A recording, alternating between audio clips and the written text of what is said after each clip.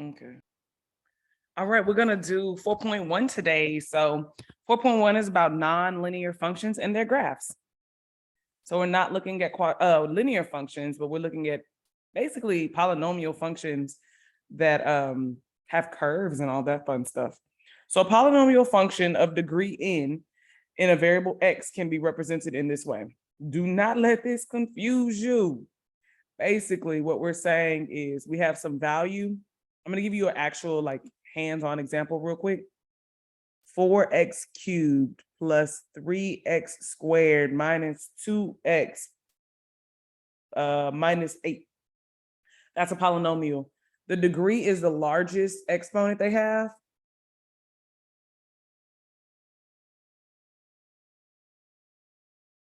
Okay. And the variable is x. You usually want to put it in descending order to where you have like 3, 2, 1, 0, because we know that there's an x here as well, but it just has a value of 0.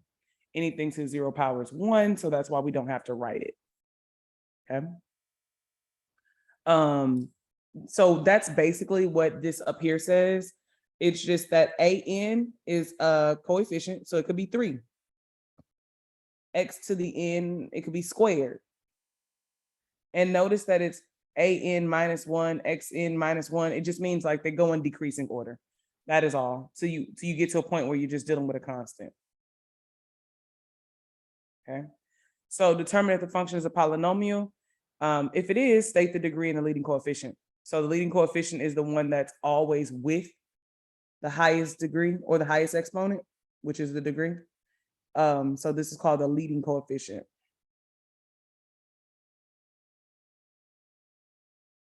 Okay. So in this case, we do have this polynomial where we have, this is a 1, this is a none. So yeah, everything is looking like a polynomial. It's just a linear polynomial in this case. So the degree is 1. The leading coefficient, I'm just call this LC just so that I don't have to write it all the way out. It's 4. In this case, in B, we actually, let me see what the textbook has to say about this. Perfect. In B, I would suggest you rewrite this in standard form. So we're going to rewrite it to where we put the highest exponent first. And that is this entire term. So we end up moving a negative 2x squared plus 3x plus 1. And the reason I did that was because I want to see it in descending order so that I can easily identify my degree and easily identify my leading coefficient. So if this is the case, then our degree is 2 and our leading coefficient is negative 2. Let's check it out. Rewrite in descending order. Perfect. Degree is 2, leading coefficient is negative 2. Whoop, whoop. Okay, I'm excited. Just the gist of slide 1 is when you're dealing with the polynomial, you'll write the terms in descending order. The highest exponent is what we call the degree, and the number that is the coefficient of that exponent for that term is called the leading coefficient. All right, so now we're going to continue this idea, and we're going to see some that are not polynomials. So for C, this one's tricky. It is a polynomial, even though it doesn't have all of the terms. So if I were to write this in standard form, I would see this as this. It'd be x cubed plus 0x squared minus 4x plus 0. So you can see that it's missing an x squared term and it's missing a constant term, but it has the other two. So it's totally a polynomial. It didn't break any rules. Everything is legit. So the degree is 3 and the leading coefficient is that imaginary 1 that's sitting in front of that x squared. I mean, the x cubed. Perfect. However, D, on the other hand, is not a polynomial. And it's because it has a square root in it. Polynomials don't have square roots, and polynomials don't have exponents underneath the radical, underneath the fraction bar. So E is not a polynomial either, because you can't have a fraction with powers in the denominator. Okay, so D and E are both not polynomials. Polynomials are just a list of terms. That's it, that's all.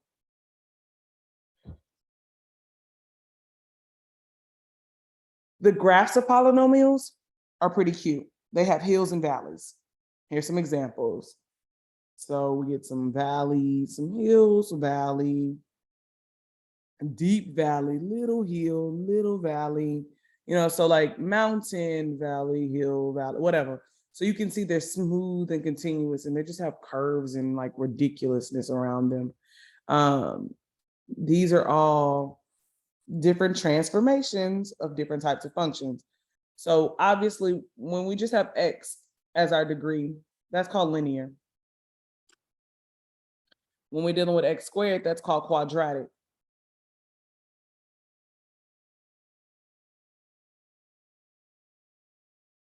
X cubed is cubic. X to the fourth power is called quartic, like how many quarts are in a gallon? 4. How much is a quarter worth? It's a fourth of a dollar. Okay, so x to the fifth power is called quintic. The prefix quint means 5. Okay, and we'll just stop there. We're not going to go to heptic and hexic and all of that kind of stuff. So we'll just stop right there. So if I ask you what type of functions these are, you can name them by degree: a fourth degree, a sixth degree, a fourth degree, a third degree, a fifth degree, because those are all written in standard form. The degrees tell us a lot about the function themselves. So this is a fourth degree polynomial. Notice that it crosses 4 times. This is a sixth degree polynomial, and it only crosses 4 times. So that may be a little weird. But one other thing they tell us, this is a fourth degree polynomial, and it has 1, 2, 3 terms.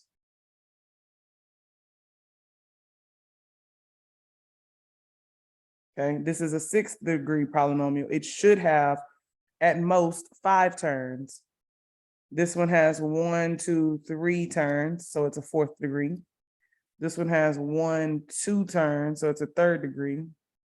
This one has 1, 2 turns, so it's a third degree. This one has 1, 2, 3, 4 turns, so it is going to be a fifth degree polynomial. So the number of turns matters, but we're going to talk about why this sixth one doesn't really follow along with the rules, and that's based on multiplicity, but that doesn't come until 4.4. So I'm jumping the gate. Let's just keep going. Okay, the hills and valleys are associated with maximums or minimums.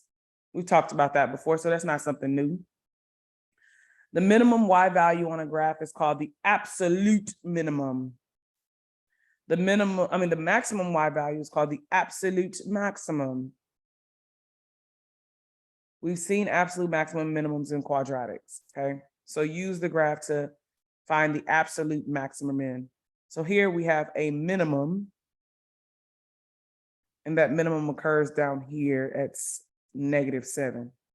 So our minimum would be -7. The maximum, this graph never has a maximum because it's going up forever in both the directions. So none. Try B by yourself, pause the video. So if we look at the maximum here, it actually doesn't look like it's on the grid. So it's probably some random like 3.3 or something like that. But let's see what the textbook says. There's no min, but the max is 3.2. I will tell you on the test, I will not give you these random values that you have to estimate. I'm going to try to make them all integers and not these decimal values. So max, min. Okay. And we're looking for the y value that it's associated with. That is the y value. Okay.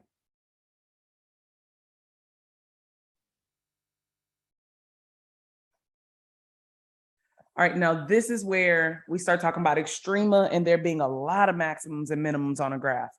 And so we have different names for them. So pay close attention to how we're going to describe this.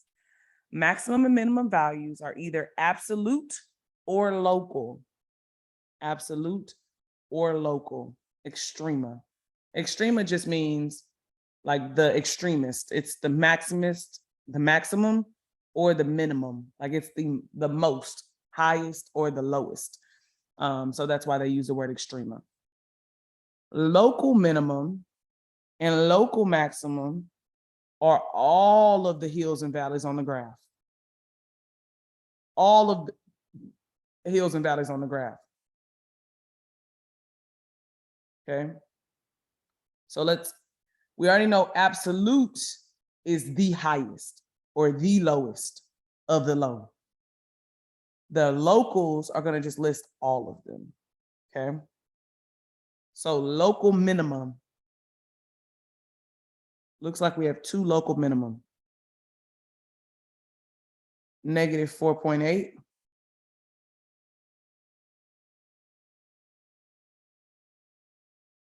And negative 1/2. Maximum, we have one maximum right here, and it looks like it's at positive 1/2. Local max, local min. Okay. Now, absolute means, is there for sure, a lowest of the lowest point? To me, I can see that being negative 4.5, 4.8. That is the lowest of the low on the graph. The absolute maximum, it looks like we don't have one because these graphs go up forever. So even though this is a maximum, there could be something up here that's even higher. These are even higher Y values. So we don't have an absolute max. The highest of the highs. Now, remember, this is a high, but it's not the highest. Y'all see more values up there.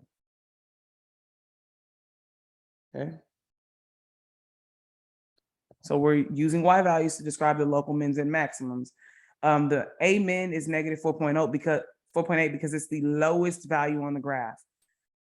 So we have local minimums, and those are just kind of small Y values. So and I will tell you, this is definitely on the exam. Okay. So for B, we're going to find local min, local max, absolute minimum, maximum. So remember, locals are just all of the hills and valleys.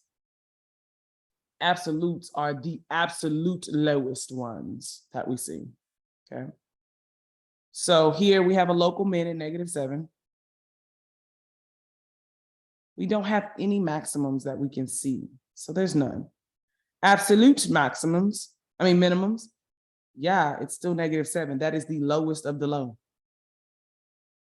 And there is no maximum.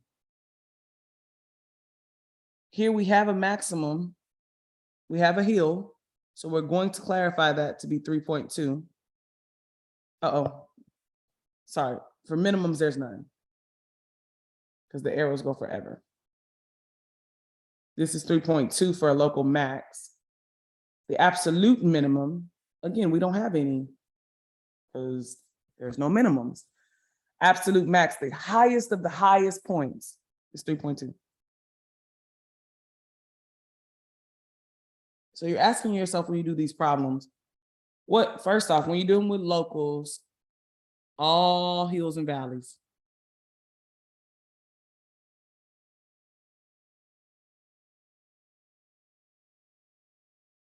Lowest and highest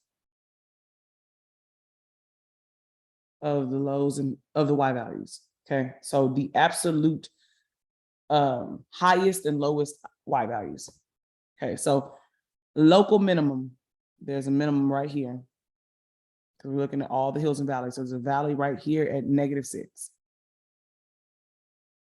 There's a hill right here at +4.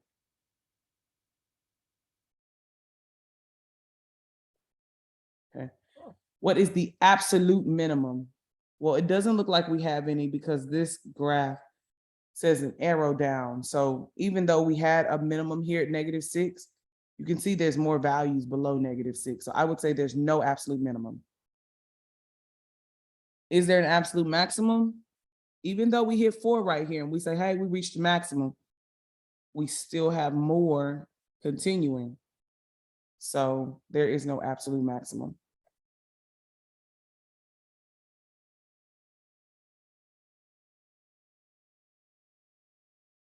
Okay. So here, local mins are all the valleys. They happen to happen at -10. Local maximum are the mountains or hills that happen to happen at, what is that, -2. Oh. Absolute minimums, there is a lowest of the low, and that's going to be -10. But maximum, this graph is forever going up. Even though we had a maximum here, there's still values up here that are still y values that are higher than -2. So there's no maximum, no absolute maximum.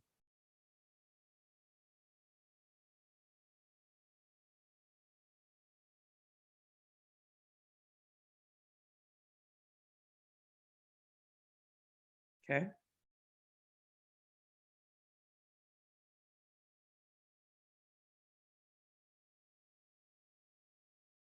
What did that say? I'm sorry. Note that it is possible for a function to have an absolute extrema at 2 values of x. You only need to list one. So even though both of these happen at -10, you don't say -10 twice. You just say, hey, the lowest y value that we're having our graph is -10. All right, let's do another example. Use the graph to estimate the local extrema and the absolute extrema. Again, this is all hills and valleys. So valleys for the local, hills for the maximum. So our valley here looks like it's a little under -1. So let's see what they estimate that to be. -1.1. Again, I'm not tripping on that, y'all. Local max, there's a hill right here around 1.5. Maybe it's 1.6. I don't know. 1.5. Yay. So again, I'm not tripping. It doesn't matter. Absolute minimum, because this goes past that value on this line and continues, there's none. For that same reason, there are no maximums because it's going past it and it's continuing to go up. All right. Hills and valleys. So we have a valley here. It looks like it's a little under 0. So I would say probably -0.1. Again, I will not give you this type of question on the test in terms of like it having decimals. We will see this question, but it will have whole numbers, no estimations. Local maximums, there are 1, 2 of them. So one happens at 1, one happens at 3. Oh Lord, that was if it was counting by ones. This is actually 0.5 and this is 1.5 because that's 2. Got to be paying attention to your axes. Absolute minimums. Well, it doesn't look like there's an absolute minimum because it's going down forever. But an absolute max, it does cap out here. That is the highest y value on my graph, 1.5.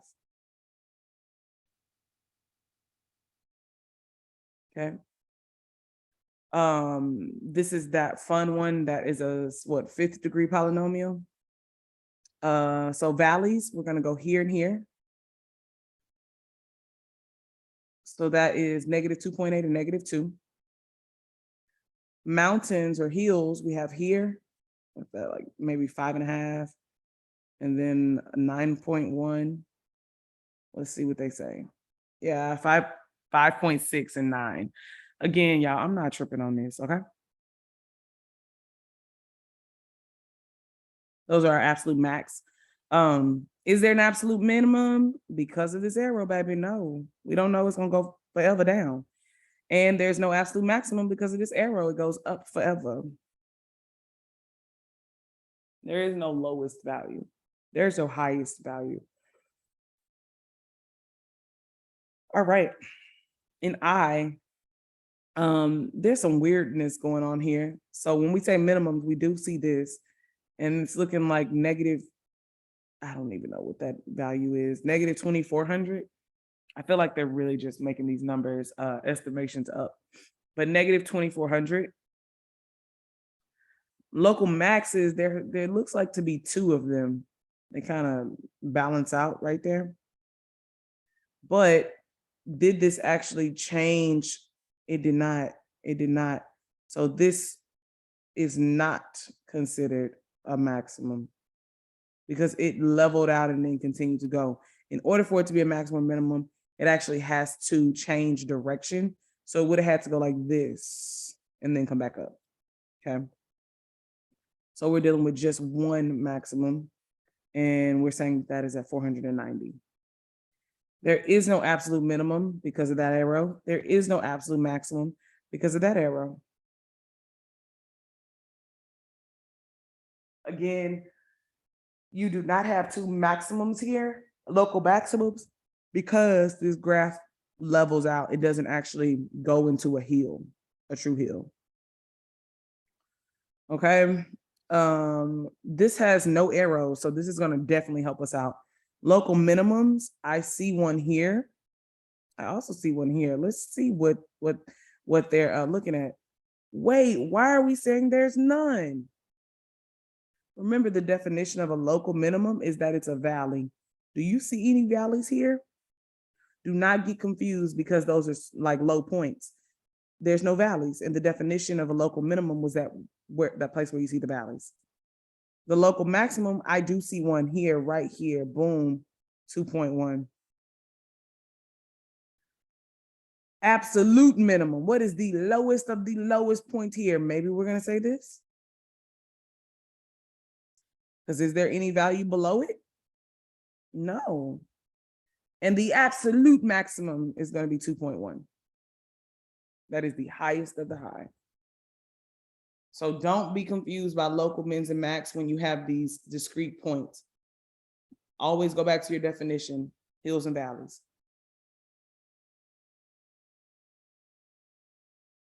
Okay. So let's do the local mins, valleys. We have one at 2 and one at -2 and -4. Maximums, we have one at 1 and one at like a little above 3. 1 and 3.1. Fine with me. Absolute minimum, let's go for that bottom point. That's looking like it's -4. And the absolute maximum, the highest point that there will be is actually at 3.1. Okay. We had absolutes because we don't have those arrows on the ends anymore. Ask yourself, is there a value that could potentially be higher than this value? And if you don't see it, the answer is no. Okay. Use the graph to estimate the absolute minimum or maximum. So again, we don't have any arrows, so it should be easier to identify these. Now let's use our definition of hills and valleys and see if it works out for these problems. For local minimum, we're looking for valleys. So I see one right here at -3. Is that a valley?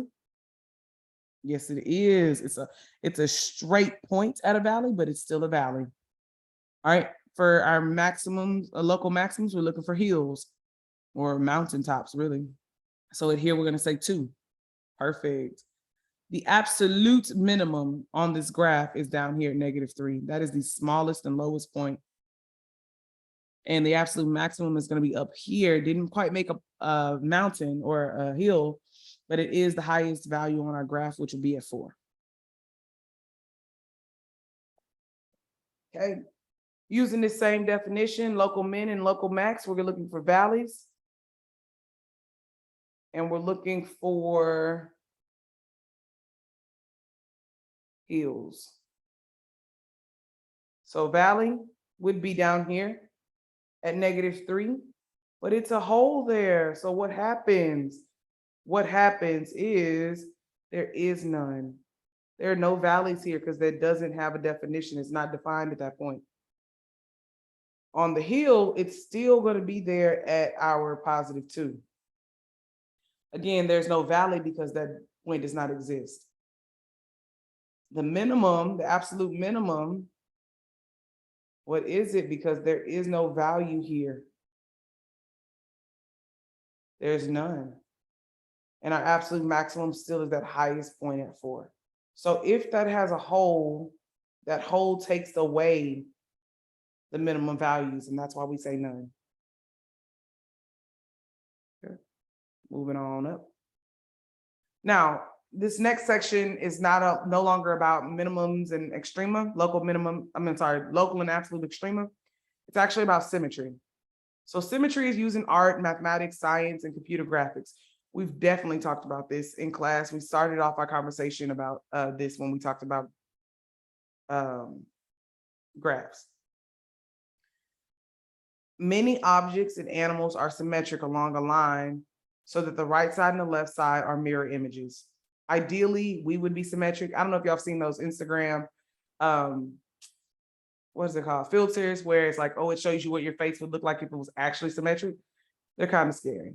But anywho, let's keep going. Graphs of functions may also exhibit this type of symmetry, and they follow examples of even functions.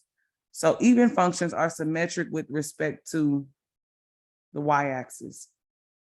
If you could fold your graph on the y-axis and they're mirror images of each other, then that's what we call an even function. However, if you have to fold it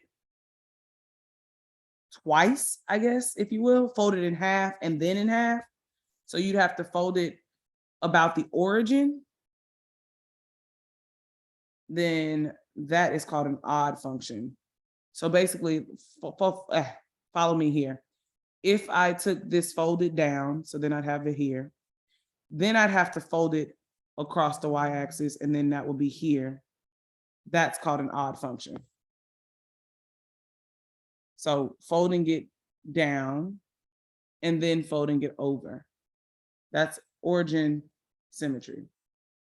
That's called an odd function. So that's from a graph. You can determine if it's even, odd, or neither. So this one looks to me like it's an even function, because if I fold it in half, that's what we get. Okay, so if you look at on the table about the y-axis, you can see this symmetry, same values. Okay. So it is even because it's symmetric about the y-axis. And yeah, if we look at the table, then we can still see that. Now, if you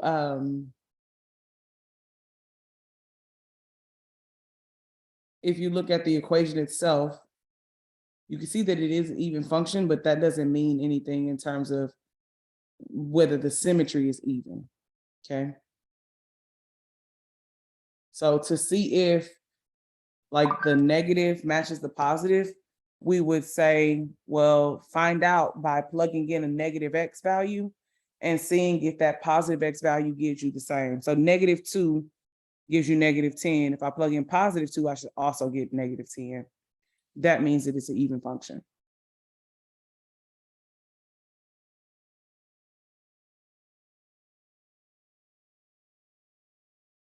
So let's look at this one. We know that this is odd because I'd have to flip this upside down and then fold it in order to get to symmetry.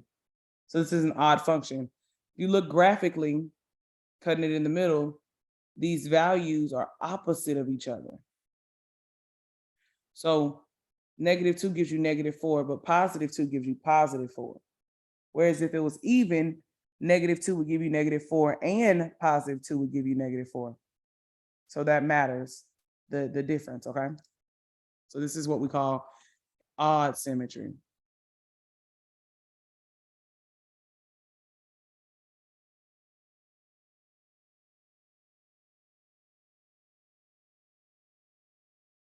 Okay.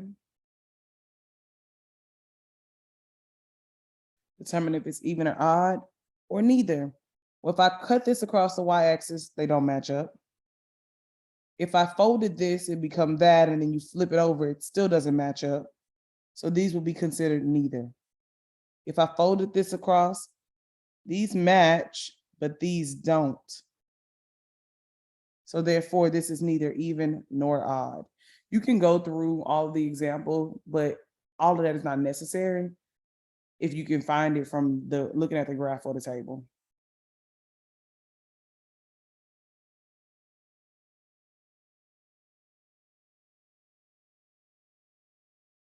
That is all, y'all.